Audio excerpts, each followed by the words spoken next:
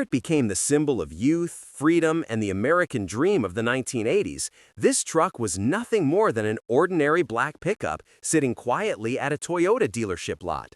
No one could have imagined that a last-minute decision by a Back to the Future crew member would accidentally select the only Toyota model year that combined electronic fuel injection with a solid front axle, a configuration that collectors today call the Holy Grail of 1985. From that moment on, the Toyota SR5 pickup transcended steel and rubber to become a piece of cinematic history. But what made an ordinary truck become the dream machine of an entire generation? Why did it look lifted without ever being lifted?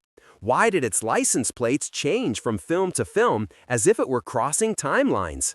And why did Toyota wait 30 years before recreating this legend? Let's unlock the classified files of Hollywood. These are the 20 weirdest secrets about Marty McFly's 1985 Toyota SR5 pickup, the legend that time could never erase. Number 20. The One-Year Wonder. The story begins in 1985, a year when even Toyota didn't realize it had created a legend.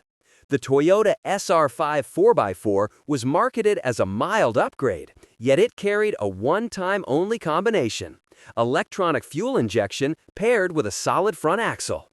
It was a perfect intersection: carburetors before, independent suspension after. A technical accident that turned 1985 into a holy year for collectors. When the Back to the Future crew picked a black SR5 simply because it looked cool, they unknowingly chose the rarest configuration Toyota ever built. Today, an original 1985 SR5 can fetch tens of thousands of dollars, and Marty McFly's truck remains the crown jewel, proof that greatness sometimes comes by pure coincidence. Number 19. The Fake Lift Kit. Everyone assumes Marty's truck was lifted with an expensive suspension kit, but the truth is, it never was. The illusion came from swapping its stock 28-inch tires for 31-inch Goodyear Wranglers. That 3-inch difference created a tougher, higher stance on screen. The real reason? Michael J. Fox's height, just 5'4".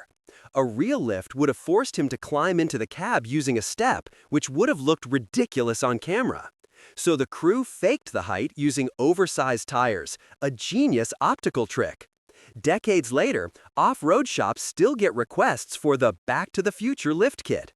The answer is always the same: it never existed. Number 18. The License Plate Mystery.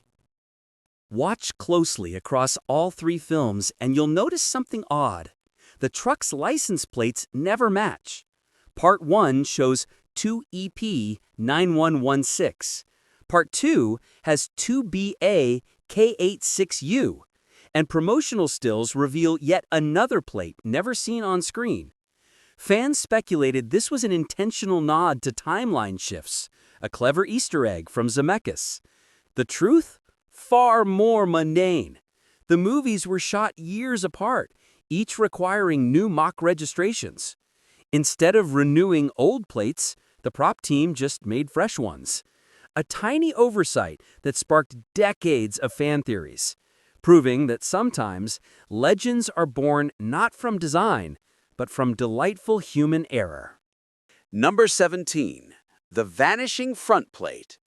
California law requires both front and rear plates. Yet in the film, Marty's SR5 seems haunted.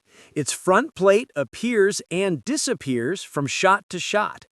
Many called it a continuity error, but it was intentional. The front plate blocked the KC spotlights, those glowing yellow icons of off-road coolness.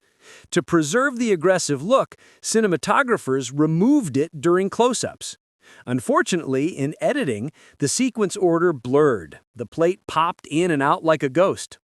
That tiny imperfection made the truck oddly more legendary, as if even the laws of continuity bent around it.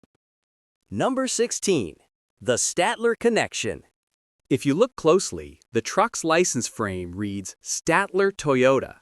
That wasn't random. In the 1955 scenes, Marty's ancestors visited Statler Studebaker, a fictional dealership in Hill Valley. The filmmakers connected generations by turning the Statler family into a timeless car dynasty, evolving from Studebaker to Toyota. The detail felt so real that fans began calling information lines and driving around California searching for the dealership. Eventually, Universal had to issue an official statement confirming Statler Toyota never existed. A cinematic prank so convincing, it blurred the line between fiction and reality, exactly what great movie magic should do. Number 15, the double roll bar dilemma.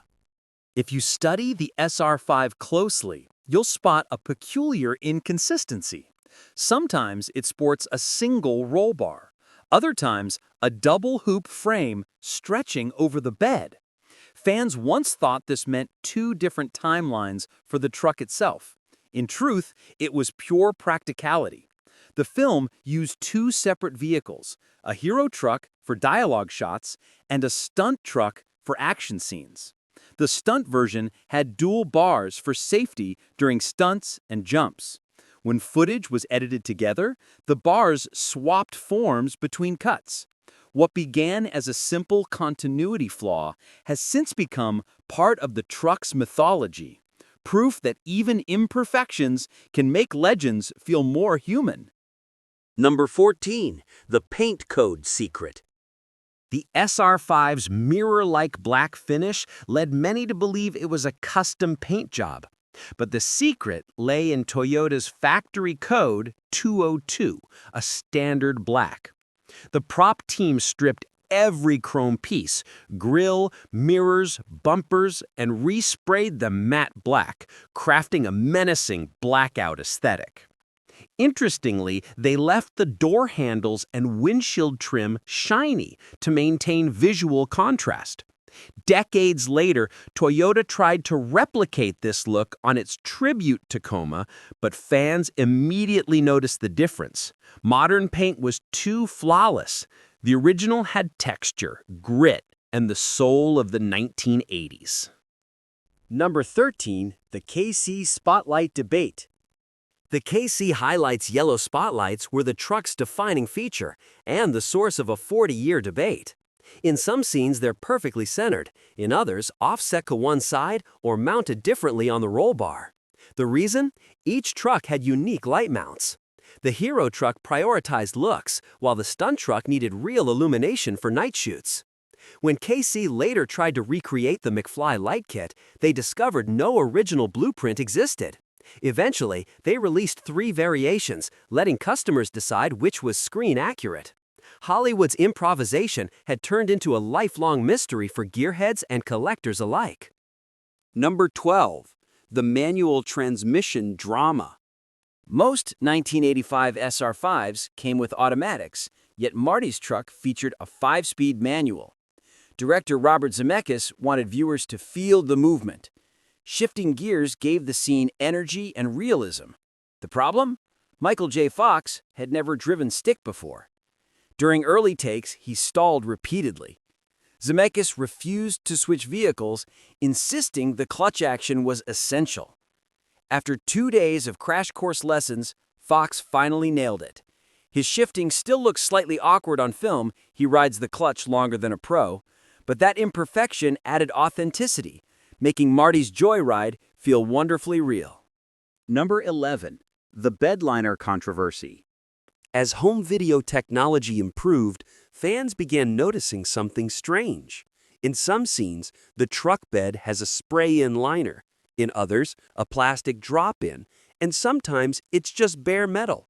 The truth, the production used 3 different trucks, each for a specific purpose. The hero truck had a spray liner for looks. The stunt truck used a plastic liner for protection. And a third served as parts donor. The constant swapping created a fan obsession so deep that people built spreadsheets tracking which liner appeared in which scene. Who knew the floor of a pickup bed could inspire decades of cinematic detective work? Number 10, the tire pressure trick. That menacing stance on screen came from a simple but clever trick: tire pressure manipulation. Instead of the recommended 35 psi, the crew ran the tires at just 18 psi. The softer sidewalls bulged outward, giving the SR5 a tougher, wider look. But low pressure turned it into a handful during stunts. The truck swayed like a boat in corners, and drivers constantly fought to keep control. The tires even tore at the beads, forcing replacements mid-shoot.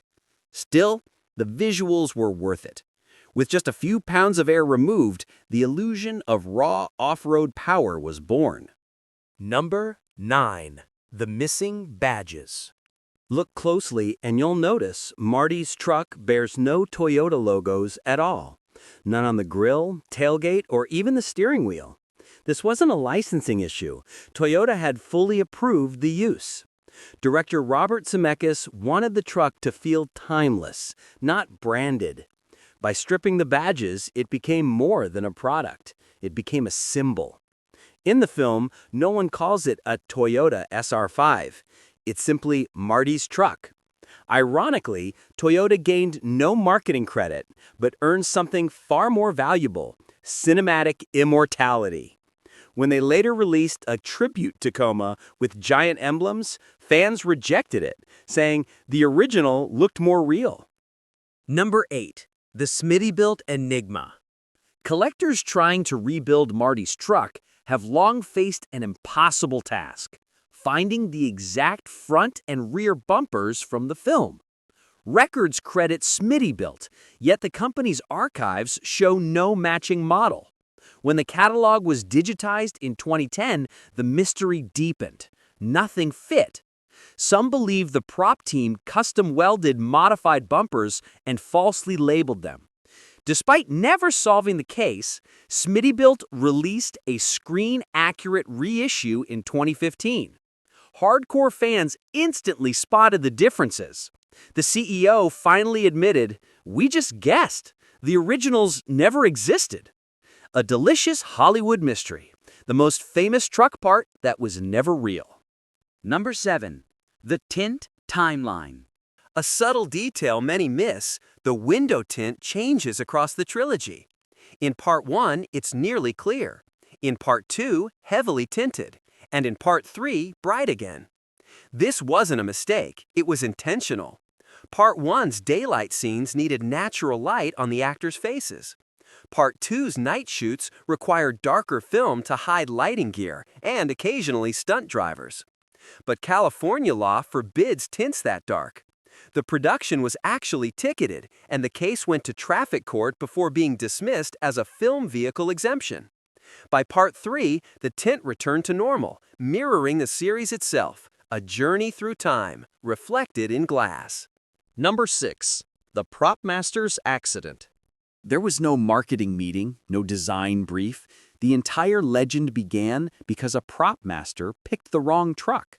When the director asked for a black pickup that looks cool, he walked into a nearby Toyota dealership and chose the cleanest one on the lot, a 1985 SR5. Little did he know it was the only model year combining every feature collectors would one day worship. Had he picked a 1984, it would have had a carburetor. A 1986, no solid axle.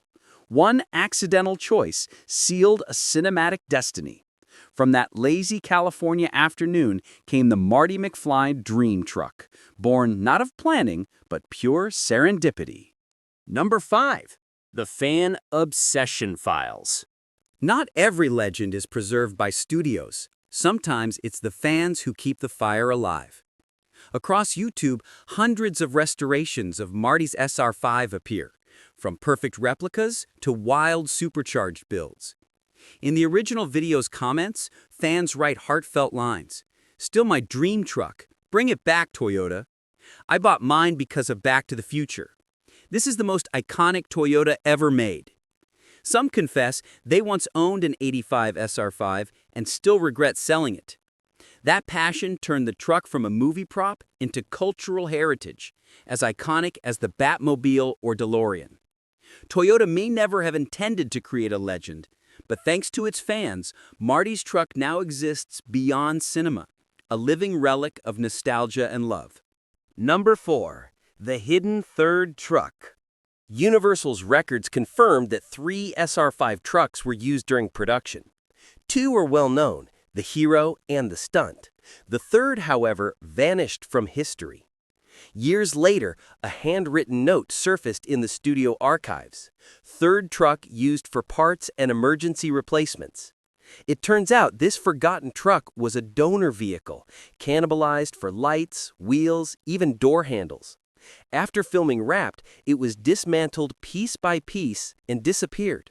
Some believe it was sold as a regular used pickup, quietly aging in a California garage. If rediscovered today, it would be the Marty Truck Lost Edition, the missing piece of an enduring myth. Number 3. The restoration journey. After Back to the Future ended, no one planned to preserve the trucks. A Universal transport worker bought the stunt truck for $800 and drove it daily for 25 years. It hauled lumber, surfboards, even got repainted white. Then, in 2011, his son posted photos online asking, "Does this look familiar?" The internet exploded. Collectors confirmed it was the real movie truck. Restoration took 4 years. The white paint was stripped to reveal original Code 202 black. The KC lights reinstalled, every decal and roll bar rebuilt. When the engine roared back to life after a quarter century, it wasn't just a sound, it was the echo of an era reborn. Number 2. The charity resurrection. Once restored, the retired owner refused to sell the truck, even after receiving a $4 million offer from a Japanese collector. Instead, he chose to take it on tour to raise funds for Parkinson's research, the very disease Michael J. Fox battles. At each event, the SR5 wasn't just an exhibit, it was a beacon of hope. Kids, fans, and old gearheads alike came to take photos, to share memories. Reflected in its legendary black paint was more than metal. It was the spirit of a generation. Once a movie prop, it had become a charity chariot, carrying not fame, but compassion. Number 1. The legend that never died. In a world where movie props fade and rust, one truck has defied time itself. Marty McFly's 1985 Toyota SR5 is no longer just a vehicle, it's a slice of memory, proof that dreams can always start again as long as someone dares to turn the key. From production mistakes to a prop master's impulse buy to decades of fan devotion, all these accidents combine to forge an unbreakable legacy. When its engine rumbles today at charity events, it reminds us this legend never died. Because sometimes the things born by chance outlive even the grandest designs. Before we close this journey, ask yourself, what makes an ordinary pickup transcend time? Perhaps it isn't the steel frame or the roaring engine. It's the emotion it carries, the thrill of driving into the sunset, just like Marty once did. If you love stories behind cinematic machines, hit subscribe and join us for more. Tell us in the comments, which fact blew your mind the most? Was it the vanishing license plates or the 25-year-long resurrection story that gave the truck a second life? And now, the final truth. This truck didn't survive by accident. It lived because people believed that a piece of the past deserved a future. Within its fading black paint, you can still see reflections of a generation that believed in dreams, youth, and endless adventure. In the end, Marty McFly's 1985 Toyota SR5 isn't just a prop. It's a living witness to Hollywood's mad creativity. A legend born from mistakes, sustained by love, and made immortal by the memories of millions.